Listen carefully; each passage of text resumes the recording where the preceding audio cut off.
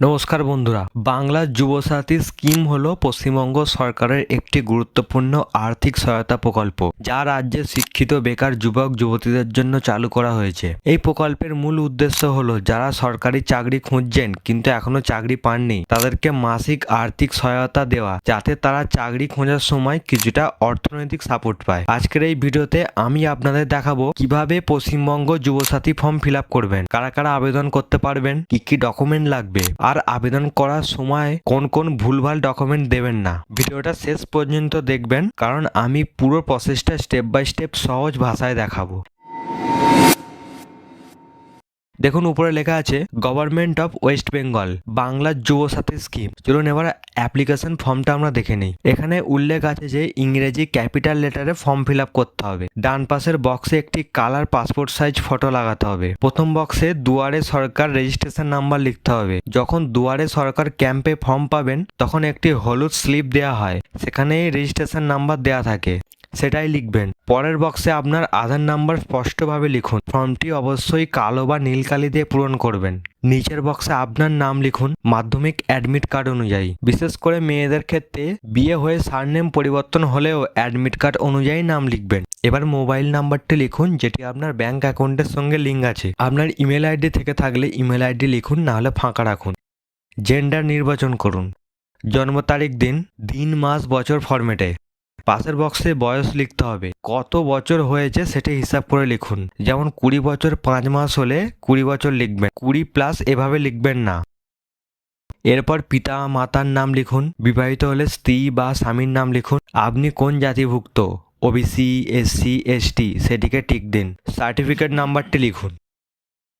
বৈবাহিক অবস্থা উল্লেখ করুন। চলুন এবার আমরা ঠিকানা অংশে যাই। বাড়ির নাম্বার থাকলে বাড়ির নাম্বারটি দেবেন। গ্রাম বা শহর যেটি আছে সেটি দিন। আপনার পোস্ট অফিস দেবেন। গ্রাম পঞ্চায়েত বা ওয়ার্ড নাম্বারটি লিখবেন। পৌরসভার জায়গায় যদি আপনি কোনো পৌরসভার অন্তর্ভুক্ত হন তাহলে সেটি লিখবেন। থানার পাশে আপনি আপনার থানাটি লিখুন। জেলার পাশে জেলা লিখুন। পিনকোড বসিয়ে দিন। চলুন এবার আমরা নেক্সট পেজে যাই।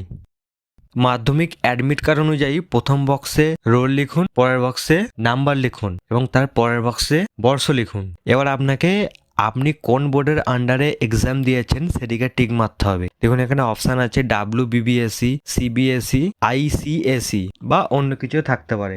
আপনার সর্বোচ্চ শিক্ষাগত যোগ্যতা লিখুন, যেটি আপনি সম্পূর্ণ করেছেন সেটাই লিখবেন। এবার লিখতে হবে আপনি বর্তমানে কি করেন। যদি কিছু না করেন তাহলে লিখুন আনএমপ্লয়েড। এবারে একটি গুরুত্বপূর্ণ তথ্য দিই, এটি অবশ্যই বিবাহিত মহিলাদের জন্য।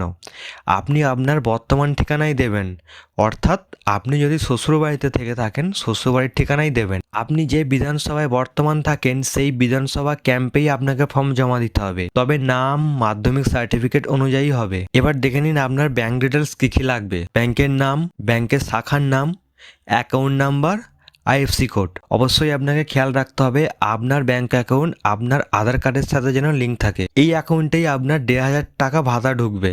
যদি অন্য কোনো সরকারি সাহায্য পান তাহলে ইয়েস টিক করুন, না হলে নো। চলুন এবারে আমরা এনক্লোসিও সেকশনে যাই। যে ডকুমেন্টগুলো আপনি দেবেন সেগুলোর পাশে টিক দিন। মাধ্যমিক অ্যাডমিট কার্ড, মাধ্যমিক মার্কশিট, আধার কার্ড, ভোটার কার্ড, আপনার ব্যাংক পাসবুকের প্রথম পাতার জেরক্স, কাস্ট সার্টিফিকেট যদি প্রযোজ্য হয় তবেই দেবেন। সব কপিতে আপনার সেলফ অ্যাটেস্টেড করতে হবে। সেলফ অ্যাটেস্টেড বলতে আপনাকে সই করতে হবে। শেষে সেলফ ডিক্লারেশন অংশে লেখা আছে যে আপনি পশ্চিমবঙ্গের স্থায়ী বাসিন্দা এবং বেকার। পড়ার পর তারিখ লিখে সই করুন। ফর্ম জমা দেওয়ার জায়গা Duare Sarkar camp, employment bank office. Form জমা দিলে একটি অ্যাকনলেজমেন্ট স্লিপ পাবেন, অবশ্যই সেটি রেখে দেবেন। এই ছিল পুরো যুবসাথী ফর্ম ফিল আপ করার প্রক্রিয়া। ভিডিওটা যদি আপনার কাজে লাগে তাহলে একটা লাইক দেবেন। প্রশ্ন থাকলে কমেন্ট করুন। আর এরকম সরকারি আপডেট পেতে আমাদের চ্যানেলটি সাবস্ক্রাইব করে আমাদের পাশে থাকবেন। ধন্যবাদ।